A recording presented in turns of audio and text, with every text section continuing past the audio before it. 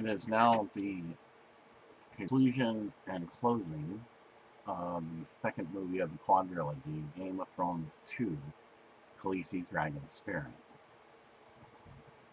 It's not even morning yet. The sun hasn't quite risen, and William is sleeping soundly.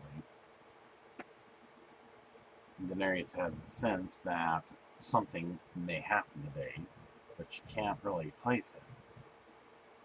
Something tells her that she needs to get up and get the last 2 conscripts signed and approved. So she gets up and goes to the meeting room in her robe, so not to be inappropriately walking about in the nude, and grabs the 2 conscripts and signs them. As she sits at the meeting room table, she starts to get deep in thought for a moment, but then is briefly interrupted by Missandei, who, for some reason, happened to be out and about, because as a handmaiden, she has to make sure other servants are doing their job as usual for the daily tasks of Pyramid Palace. Missandei looks in on Daenerys, surprised to see her up so early, and asks if she's doing alright, and of course Daenerys says that she is, and that she has a feeling, but can't be certain of it, that the last 2 conscripts needed to be signed. She seems a bit worried, but hopeful, and Missandei then assures Daenerys that if there's anything she needs, all she has to do is call her. And again, Daenerys appreciates how she always assures her that she'll be there when upon her being summoned or called. So Missandei departs. Daenerys looks out from the meeting room doors, and the sunlight is just barely starting to peek up above the horizon. She takes the conscripts then back to her chambers, and after dropping her robe and standing there in the nude, has a big smile on William sleeping so soundly. She sets the conscripts with his other one that was already pre-approved on the table where her jeweled dagger is at, and slips back into her bed and puts her on William, kisses him gently and sweetly on his neck, and holds him close, because again she loves the heat that his body provides for her. And William, of course, sensing in his subconscious that Daenerys is holding him a little bit tighter, puts his arms around her as well. During this time, William has a dream again, and this time the dreams are all straight. The first dream he has is of a girl who has blonde hair, very long, and very deep blue eyes. And as the dream progresses, she grows up, eyes not as blue this time, but for the most part, almost looks identical to Daenerys. Then the dream switches, and one who is got dark brown hair and distinctive eyebrows comes into view. And again, the scene changes, and he grows up to be a very stout and husky, very agile, strong young man. Then the dream, one more time, shows one of blonde hair, distinctive eyebrows, but one of a serious nature. And as he grows up, becomes the fine gentleman who probably will be one of much diplomacy, but not one to beat around the bush when the future of the kingdom. As the sun progresses, it is now starting to shine upon the Pyramid Palace. And so William then begins to wake up and looks at Denerys and enjoys seeing her beauty, and occasionally will do things to cause her to stir, such as tracing every curvature of her body, and this causes her to wake up, and they make that passionate love because William being a little prowess. And so then it ends the scene of William's best morning awakening.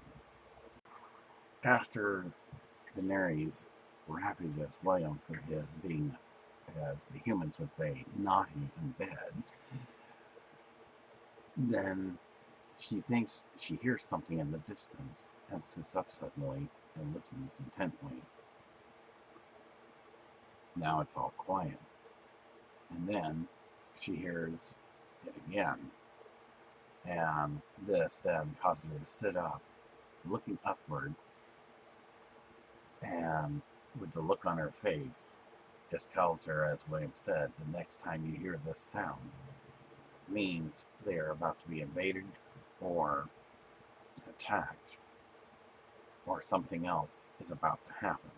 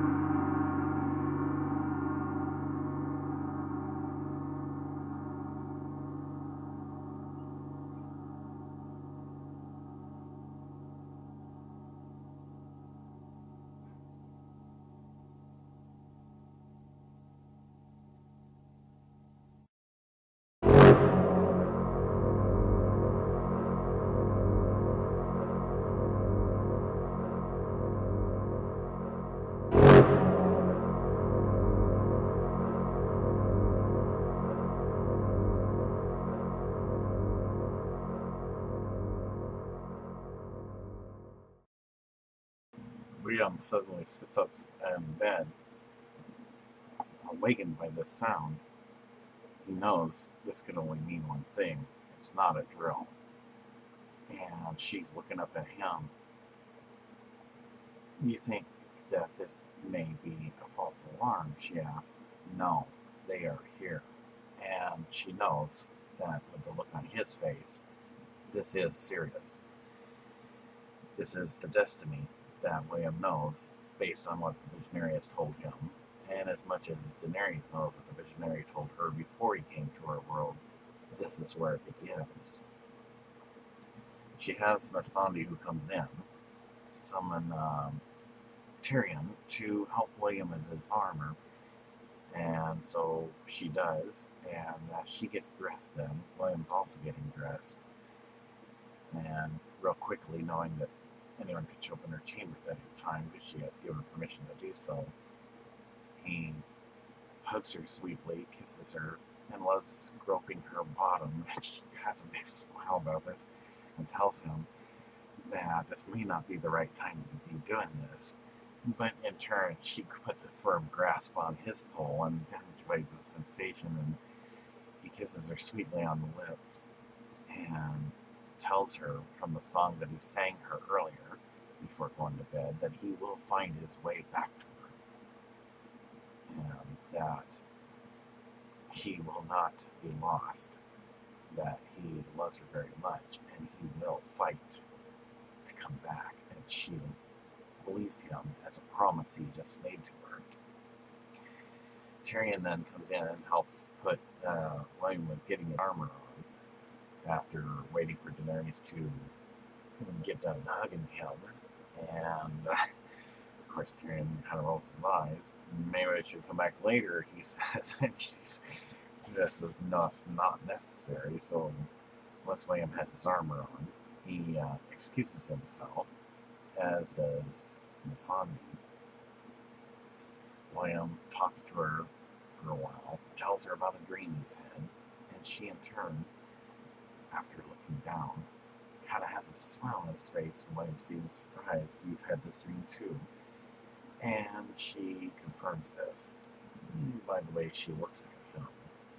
And William thinks this is just great that they're having the same dreams. She kind of, again, looking down, makes a comment that takes William by surprise, stating that they may end up having many babies together. Of course, again, no shame in modesty in her world. William accepts this and says he looks forward to having many babies with her. She kind of looks at William kind of serious, but William then doesn't say another word. But that doesn't displease her either, so she, with a smile, has many thoughts crossing her mind about this.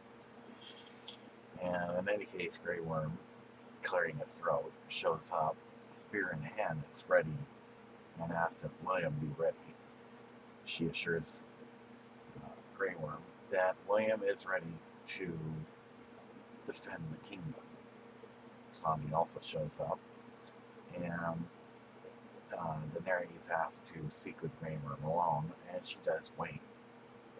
She tells Greyworm outside in the palace halls, because of concern, because William being below his stature, that she would appreciate it if, during a battle that should erupt, if Greyworm would do what he can to watch William's back. Greyworm assures her he will do the best he can to make sure that William comes back alive. What she doesn't realize is that William, in turn, being thoughtful as he is,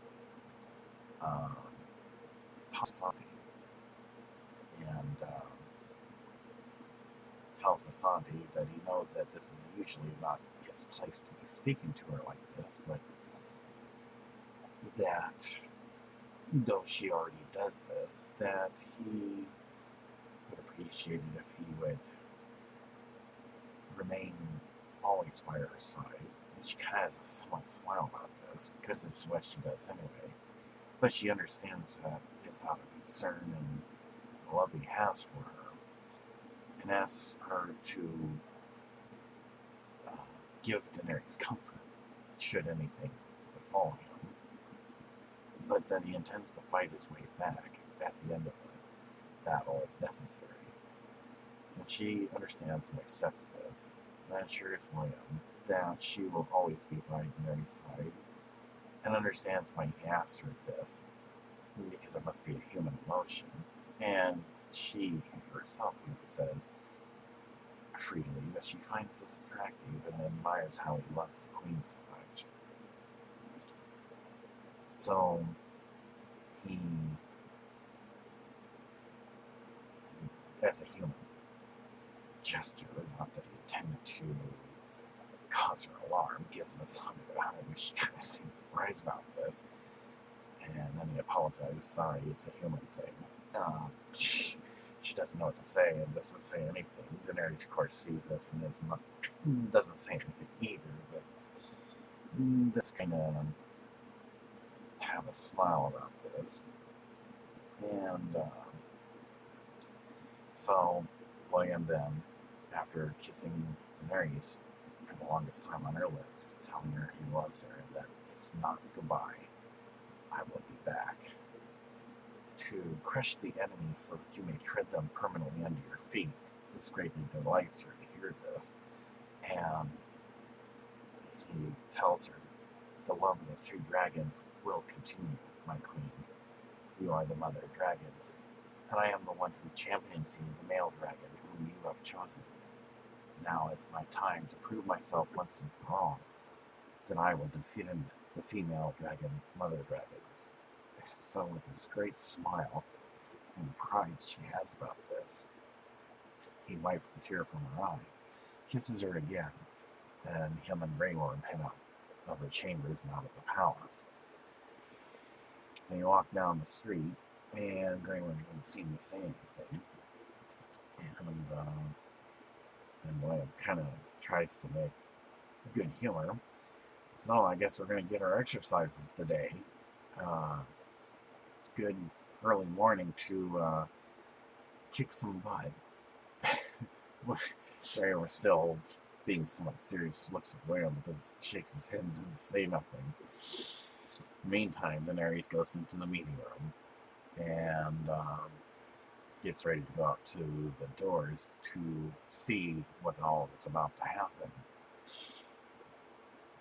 Greyworm takes his place, getting the other auxiliary warriors prepared, as William takes charge and has the commanders of the various night factions get the Dragonsphere army prepared. Daenerys, looking down with a smile that she is proud of everything she sees, is then joined by Missandei, because also is what William requested. And Daenerys tells Missandei that she has asked Greyworm to watch his back because there is no other humans like him. And so